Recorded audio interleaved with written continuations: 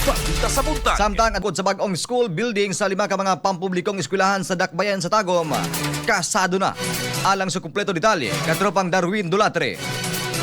XFM Report. Kasado na ang pagtukod sa bagong building ngadto sa 5 ka mga pampublikong eskwelahan sa syudad sa Tagum. Kini human gipirmahan ang Memorandum of Agreement tali sa DepEd Central Office nga girepresentahan nila Undersecretary Peter Irving C. Corvera og Assistant Secretary Aurelio Paulo A.P. Bartolome og City Government of Tagum nga gipresentahan ni Mayor Ray T. Oy alang sa implementasyon sa nasampit nga proyekto. Unod sa baong kasabutan, ang pagtukod sa 3 stories adunay 15 ka classroom, school building sa Visayan Village Central Elementary School og 2 stories nga adunay 4 ka mga classroom sa Nueva Puersa Elementary School, 3 ka stories nga adunay 6 ka classrooms sa La Filipina Elementary School, 3 stories nga adunay 6 kalawak sa F. De La Cruz P. Sagun Elementary School og 4 ka story nga adunay 20 kalawak Tagum City Regional Academy for Senior High School. Personal usab kami saksi sa nang pinirmahay ni Davao del Norte Congressman Di Carlo Uyoy og gipasalamatan ang DepEd ug ang LGU Tagum sa pagtinabangay alang sa nasampit nga proyekto nga nagkantidad og 185 million. Matod niya ang luwas nga moderno o epesyenteng mga pasilidad dakong tabang alang sa kalidad nga edukasyon nga ligong pundasyon sa maayong kaugmaon. Dugang sa kongresista ang padayon nga tinabangay sa lokal nga pangamahanan og nasyonal maoy unang yawi sa daghang proyekto sa unang distrito diin daghang batan-on ang makabenepisyo di kalidad nga edukasyon. Aron moligon ang tuhod makasugakod bisag magluhod magturbo mail in answer matag nulog alang sa nagkayosang Pilipino para sa Pilipinas. Darwin Dulatre, XFM News.